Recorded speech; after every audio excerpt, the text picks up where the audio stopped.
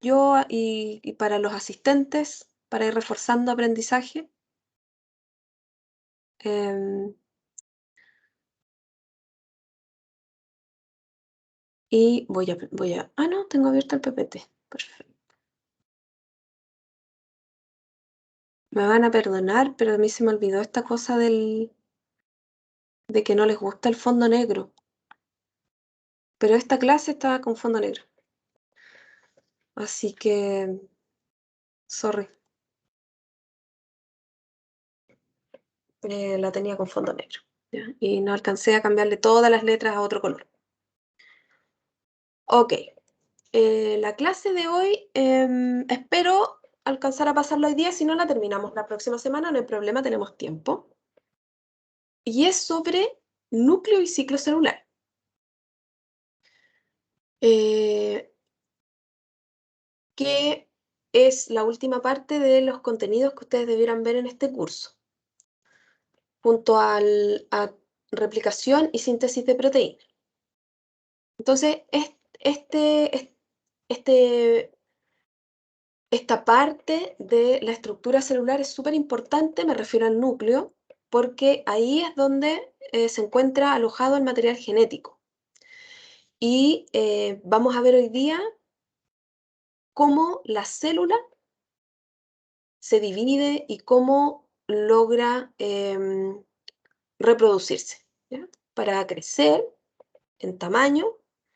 Y también vamos a ver la meiosis, que es el proceso a través del cual eh, nos reproducimos y generamos descendencia, los seres vivos, o muchos de los seres vivos, no todos.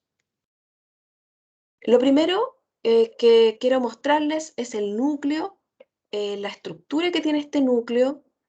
Si ustedes ven ahí esa imagen, pueden ver que hay distintas partes que componen este núcleo. Em, lo que uno ve en general en los esquemas es que este material genético está envuelto en una membrana, por eso también es considerado un organelo con membrana. Tiene una membrana nuclear, también se le llama envoltura nuclear. ¿Y qué es lo que hay dentro de esta membrana, de esta envoltura nuclear? Está el material genético en forma de cromatina. Aquí dice cromatina, no dice material genético, porque el material genético puede estar en forma de cromosoma cuando entra en división celular, pero en general está en forma de cromatina, que es una estructura, una forma más dispersa, ¿no? No está em, em, tan enrollada, ¿ya? Ni compactada. No está compactada, y cuando no está compactada está en forma de cromatina, así se le llama. Bueno, también hay nucleoplasma, como citoplasma, ¿cierto?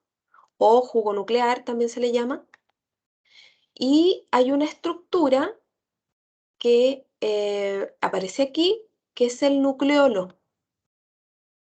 El nucleolo es una parte del núcleo en donde se forman los ribosomas, en donde se montan los cromosomas, donde se crean en el fondo, ¿ya?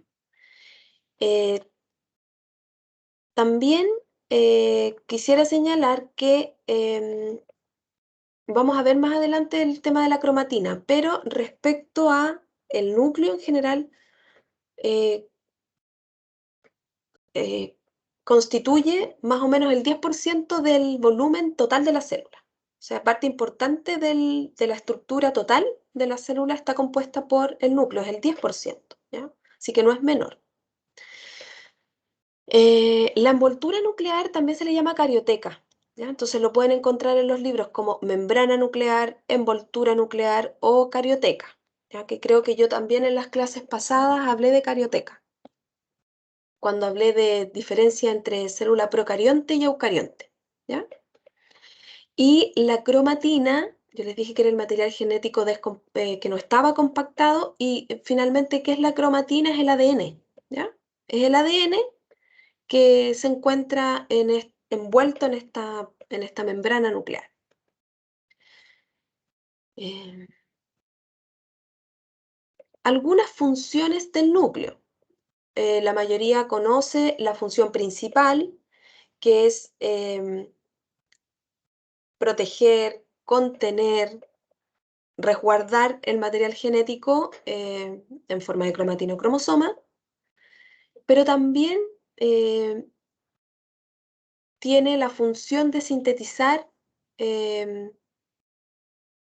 RNAs y también la formación de los ribosomas, que es lo que yo les mencionaba recién, que se producen en el nucleolo. Entonces, además de proteger este material genético, sintetiza algunas cosas. Sintetiza RNA, algunos RNA, y forma ribosomas, forma estas subunidades de los ribosomas. ¿Ya? Y también señalar que en su membrana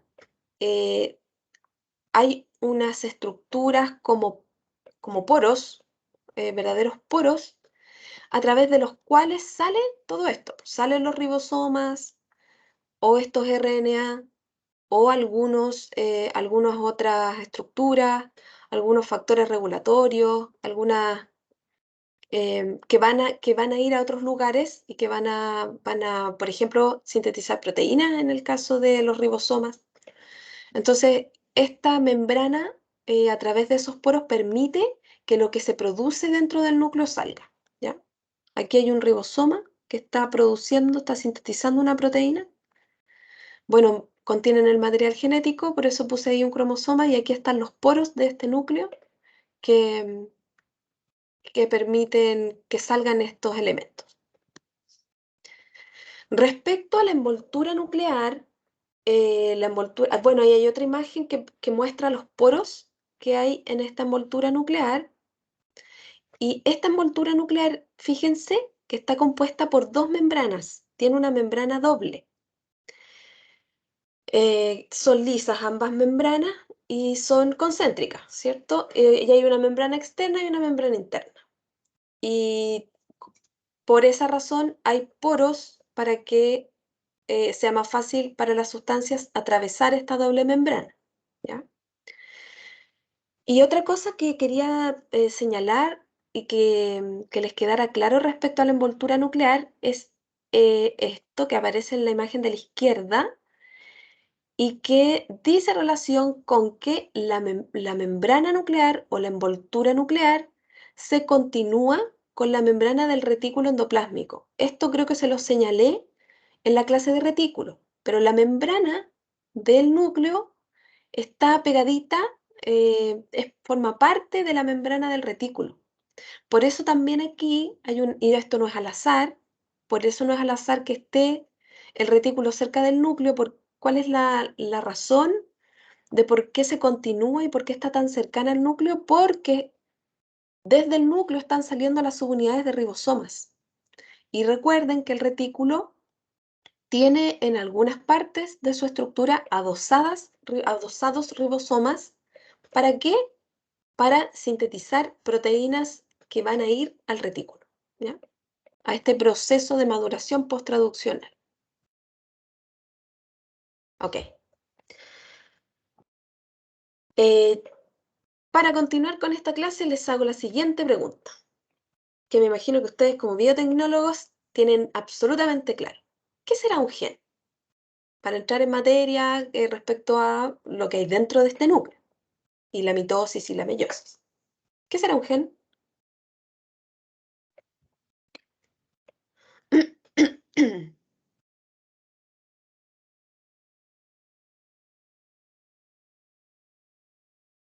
¿Nadie? Material genético que dicta los caracteres hereditarios de los padres. Material genético, bien, que dicta los caracteres de los padres. Sí, O sea, hereditarios del padre. hereditario, ya. O sea, lo que yo entiendo de lo que usted está diciendo, que es un segmento, un trozo, porque no es todo, ¿cierto? Un trozo de material genético que tiene las características que se van a heredar, desde los progenitores a la descendencia. ¿Sí? Sí, ¿Algo eso. así? Sí. Bien. Justamente, un gen es un segmento de ADN, por eso hago esa salvedad, ¿ya? Porque su compañero dijo es ADN, pero no es todo el ADN, ¿ya? Es dentro de este ADN, dentro de este material genético, un gen es un segmento de ADN. Y ese segmento de ADN tiene información o transporta información eh, que se transmite a una célula hija en la división celular y que tiene, como dice su compañero, rasgos que se van a heredar. O sea, el gen es como la estructura física de la herencia, es lo que contiene aquellos rasgos que se van a heredar, ¿ya? Y que se transmiten de los padres o de los progenitores a la descendencia. Ahora, ¿qué tiene ese trozo, ese segmento de ADN? Particularmente porque tiene información genética, pero eh, principalmente esa información genética, ¿en qué se va a traducir finalmente en la descendencia? Eh, en proteínas, en diversas proteínas que van a permitir que, que esta descendencia o que esta célula hija empiece a crecer y a desarrollarse, ¿ya? Tienen diversas funciones las proteínas, ya lo vimos. Eh, lo que ustedes ven ahí es una imagen que representa un poco hasta donde vamos ahora. Les hablé del núcleo, de que tenía una membrana, de que hay un material genético que está encerrado en esta membrana y es- puede estar en forma de cromatina o de cromosoma, que está representado como un cromosoma compacto. Cuando está compactado el material genético, adquiere esta forma y si uno le hiciera un zoom a ese cromosoma, entonces ve que hay estructura como la que vimos al inicio del curso, esta doble hélice, está el ADN compactado y el gen sería un trocito. Si nosotros sacamos un trocito de este ADN, eso es un gen. Una porción de ADN que tiene información que va a codificar para una proteína, ¿ya? Em, y eso. Ahora, ¿cómo está estructurado un gen? O sea, si nosotros hacemos un zoom más grande, em, podemos ver que, esto ya lo vimos, ¿cierto? Está el cromosoma compactado, si hacemos un zoom o desarmamos este cromosoma, vamos a ver un ADN, pero este ADN está conformado por distintas zonas. ¿Y qué es lo que está acá a la derecha? Este ADN, si uno lo estira, puede ver los distintos genes y la estructura de un gen está conformada por partes que se llaman exones y otras partes, otros segmentos que se llaman intrones. En el caso de los exones, ¿cuál es la diferencia entre un exón y un intrón? La diferencia es que los exones son segmentos o porciones que van a codificar para una proteína completa, ¿ya? Y por lo tanto, si uno junta todos los exones, obtiene una región que va a codificar, una región codificante del gen, ¿cierto? Completo. Pero en el ADN, estos exones, estos segmentos que codifican para proteína, están separados por otras regiones de ADN que no codifican, que son los intrones, ¿ya? No codifican particularmente para ninguna proteína y por lo tanto, y estos son los intrones, y la célula lo que hace es un proceso que se llama splicing, que es cortar o eliminar los intrones que no van a ser traducidos a proteína y une, que es lo que está acá, une todos estos exones para formar el RNA mensajero, que tiene solamente información para codificar proteínas Y eso es lo que finalmente le sirve a la célula para sintetizar una proteína, ¿ya? Aquí a la izquierda está la manera en la cual se cortan estos trozos. ¿Para qué? Para que esta proteína se logre sintetizar, ¿ya?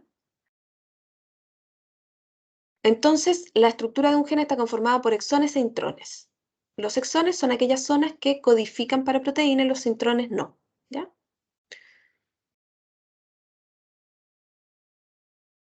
Ahora,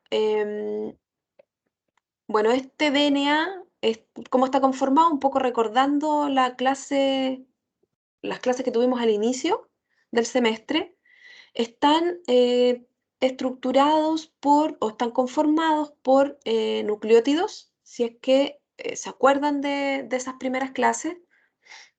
Estos nucleótidos estaban formados por bases nitrogenadas, una base nitrogenada, un azúcar, que podía ser ribosa o desoxirribosa, si es que se acuerdan, y por un grupo fosfato, ¿cierto? Ahí dice fosfato, azúcar y una base nitrogenada, que en este ejemplo es la adenina. Las bases nitrogenadas, para recordar de nuevo, la estructura del ADN pueden ser adenina, aquí están, adenina, timina, citosina o guanina, ¿ya? Y todos estos elementos se estructuran para conformar la doble hélice de ADN. Y recuerden también que estas cadenas, em, que conforman la doble hélice, se unen a través de las bases nitrogenadas por puentes de hidrógeno que unen las bases, ¿cierto? Ahí está.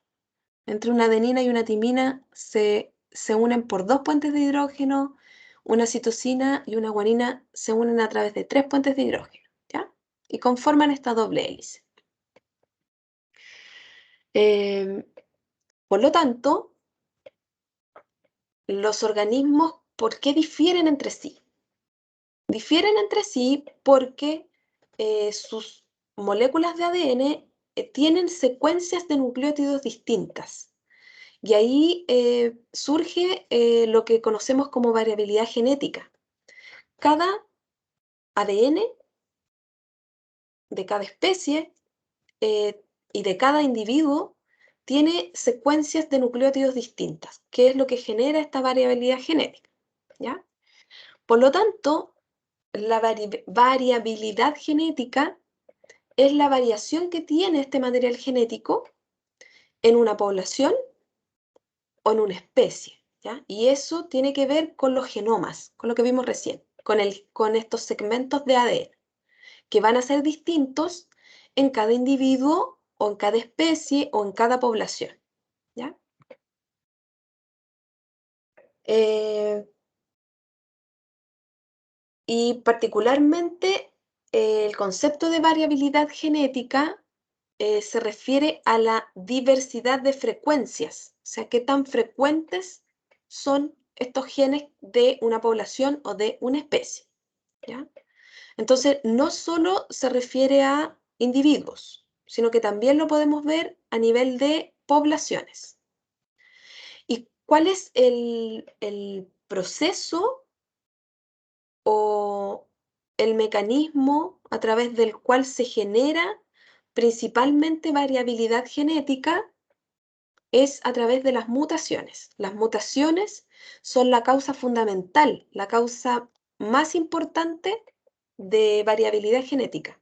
Gracias a las mutaciones, los genes varían, pero también influye la reproducción sexual. Vamos a ver por qué.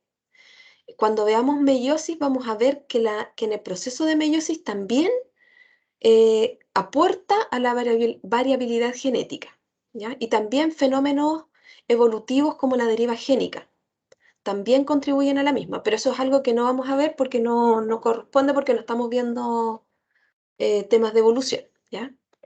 Pero dentro de lo que nos corresponde en esta clase vamos a ver el tema de las mutaciones y también el tema de la reproducción sexual, ¿ya?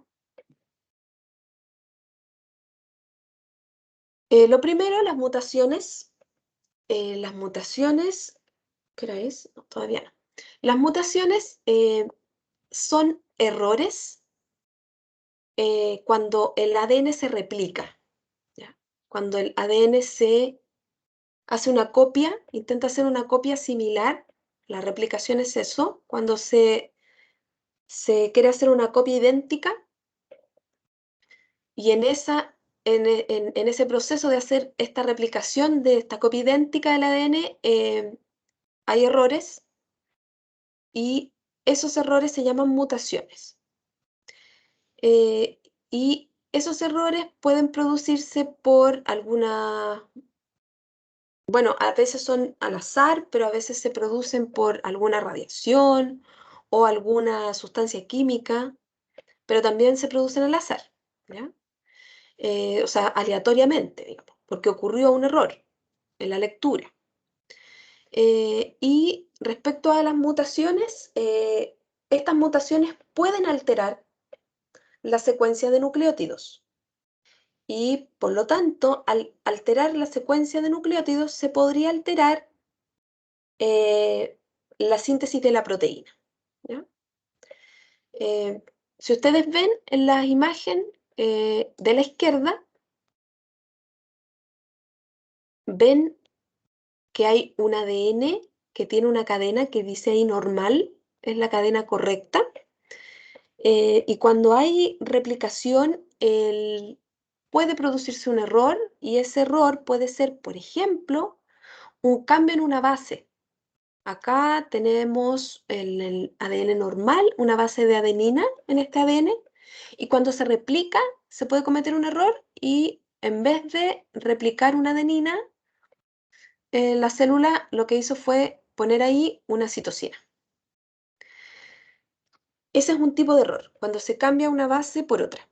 Otro tipo de error de mutación es cuando se adiciona una base que no estaba, ¿cierto? Aquí venía el DNA correcto, citosina, adenina, timina, citosina, adenina, y cuando tenía que poner una timina, en vez de poner una timina, puso dos guaninas. Y después siguió con la secuencia normal, ¿ya? Y la otra mutación que puede ocurrir es la supresión, cuando no se quita, se salta una base y, por ejemplo, acá tenía que ir después de una citosina, una adenina y una timina y no las puso, ¿cierto? Se saltó a la citosina. Entonces se suprimieron bases. Y estos errores, estas mutaciones, podrían generar algún cambio en la síntesis de proteína, pero podrían no o provocarlo también, ¿ya? Y eso es lo que está reflejado en el cuadro de la derecha. Si ustedes ven esta imagen de la derecha, tenemos un codón que está conformado por estas tres bases, que es el codón que va a codificar para una proteína eh, que es la tirosina, y este codón podría sufrir alguna mutación. Ahí dice punto de mutación, aquí ocurre una mutación. ¿Cómo podría ser esa mutación? Podría ser que en vez de una citosina, el material genético, o sea, la célula cometió un error y puso un uracilo. Pero si ustedes aprendieron en el colegio, les enseñaron que el material genético es degenerado. ¿A qué se refiere eso? ¿A- ¿Alguien sabe a qué se refiere que el material genético sea degenerado?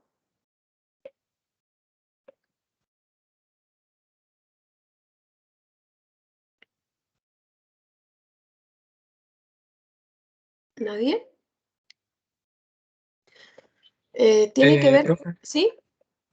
que más de un codón puede sintetizar más de una proteína. Más de una proteína. No, digo, una proteína, una. La misma proteína, ¿cierto? O Sí. sea que hay varios codones que sintetizan para la misma proteína. Y ese es el caso de este cuadro en la parte izquierda. Este codón y este codón, o sea, el uracilo, adenina, citosina, uracilo, adenina, uracilo, codifican para la misma proteína. Por lo tanto, la proteína se va a sintetizar igual. Entonces, aunque hubo una mutación, esa mutación, dice ahí mutación silente. Esa mutación es silenciosa porque no generó ningún problema, ¿ya? Pero podría ser que el error no va por ahí y que ahora en vez de una citosina, la célula se equivocó y puso una guanina. Y aquí se empiezan a ver problemas porque este codón, uracilo, adenina, guanina, es un codón de término. Es un codón que le indica a la célula que tiene que parar de sintetizar esta proteína. Y por lo tanto esta proteína podría quedar incompleta. Entonces ahí se puede producir algún problema, ¿ya? Porque este ser vivo podría necesitar esa proteína para alguna función vital y no se está produciendo. Y la otra opción es que este error fue aún mayor y este codón ahora, que era uracilo, adenina, citosina, la célula cometió el error y puso citosina, adenina, citosina. Y este codón no es el codón para codificar, o sea, sintetizar tirosina, sino que histidina. Por lo tanto, se sintetiza otra proteína que no era la que se necesitaba, ¿ya? Y por lo tanto hay una mutación sin sentido aquí. Hay una mutación que tal vez no va a generar una proteína, digamos, pero no es la que se requiere y ahí va a empezar a existir un problema porque no se va a producir la tirosina, ¿ya? Por lo tanto, las mutaciones pueden afectar al fenotipo de un organismo o puede que no la afecten, ¿ya? Producto de estas estas variadas mutaciones, ¿ya? Y producto de que el ADN es degenerado, ¿ya? Pero en muchos casos estas mutaciones sí afectan gravemente al fenotipo, ¿ya? Y provocan algunas enfermedades, por ejemplo. Yo les dije que había habían otros procesos que también permitían o contribuían a la variabilidad genética y que formaban parte de la reproducción sexual, que la reproducción sexual también aportaba a esta diversidad o variabilidad genética.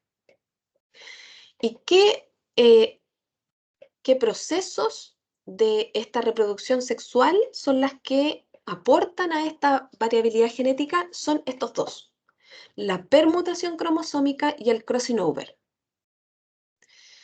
En aquellas especies que tienen reproducción sexual, existe procesos de recombinación genética que van a ocurrir durante el proceso de la meiosis, ¿ya? Y estos son los dos procesos que ocurren en la meiosis y que producen variabilidad genética. El crossing over es lo que ustedes ven al lado izquierdo, que es cuando estas cromatinas, o sea, perdón, estos cromosomas, estas cromátidas, se unen en ciertos puntos e intercambian material genético. Fíjense acá, que aquí tienen dos cromátidas y estas en algún momento generan puntos donde intercambian el material genético y si se dan cuenta al final de este proceso de crossing over, se llama crossing over o en español entrecruzamiento genético, se llama, ¿ya? Lo que hacen es compartirse material genético y de esa manera se genera variabilidad. Y el otro proceso es el de permutación cromosómica, que lo vamos a ver más en detalle cuando veamos el proceso de meiosis, pero tiene que ver con cómo se ordenan los cromosomas homólogos en la metafase, en la primera meiosis, que puede tener diversos órdenes. Se pueden ordenar estos cromosomas de diversas maneras y según cómo se ordenen, van a ser divididos y por lo tanto van a generar también variabilidad genética, van a aportar esta variabilidad genética. Bueno, yo les decía que el ADN o sea, está dentro de este núcleo y, y puede estar en dos formas, en forma de cromosoma, que es lo que ustedes ven ahí, o en forma menos compactada, que es la forma de cromatina. Y cuando esta cromatina se compacta, gracias a que se compacta a unas proteínas que se llaman histonas, que permiten que este ADN se empiece a enrollar en una especie de collar de perlas. Entonces este ADN se empieza a enrollar en estas perlas y forman este cromosoma, ¿ya? Esta estructura de collar, estas distintas perlas con un hilo enrollado, para hacer una analogía, se llama nucleosoma. Y esos nucleosomas se empiezan a unir y son los que forman este ADN compactado, ¿ya?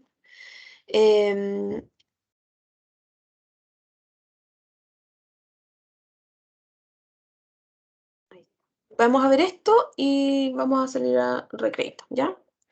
Esto es lo que yo les mencionaba, esta especie de collar con unas especies de monedas donde se va enrollando este ADN, es lo que se conoce con el nombre de nucleosoma. Entonces, el nucleosoma em, es como la unidad básica de la cromatina, de este material genético que está en el núcleo y que conforma después los cromosomas. Y este nucleosoma, que es lo que yo encerré acá en un círculo, es lo mismo que ustedes ven acá en la imagen de la derecha, y está constituido por un octámero de proteínas. Esto que ustedes ven acá, este cilindro cortito, es un octámero, como dice ahí, de histonas, que son proteínas. ¿Cuáles proteínas? Acá están las proteínas que conforman ese octámero, son 8, por eso se dice octámero. Son 8 proteínas que se les ha denominado, están de a pares, H2A, H2B, H3 y H4, 2 de cada una, conforman este octómero que son como unas monedas o unos cilindros. em, y alrededor de este octámero, como se ve aquí, se enrolla un segmento de ADN. ¿Cuántos segmentos? Alrededor de 146 nucleótidos, pares de nucleótidos, ¿ya? Se enrollan aquí y para mantenerlos unidos hay otra histona, que es la H1, que va a va a hacer las veces de un corchete, ¿cierto? Para mantener a esta estructura estable. Y esto es lo que conforma la unidad básica, ¿cierto? Se enrolla este ADN y luego queda un espacio libre de ADN y se vuelve a enrollar en otro octámero de histonas. Y luego hay un DNA que dice ahí DNA linker, un DNA que va uniendo un octámero con otro, un nucleosoma con otro. El nucleosoma entonces es el octámero de histonas con el ADN enrollado. Entonces, esto sería el octámero de histonas. Y esto se repite muchas veces. Esta estructura se une muchas veces, es muy repetitiva y es lo que permite que este DNA se encuentre medianamente compactado. Ahí hay otra imagen que muestra cómo la histona H1 mantiene a este DNA enrollado, ¿ya? Es una especie de clip que mantiene a este segmento de DNA unido al octámero de histonas. ¿Ya?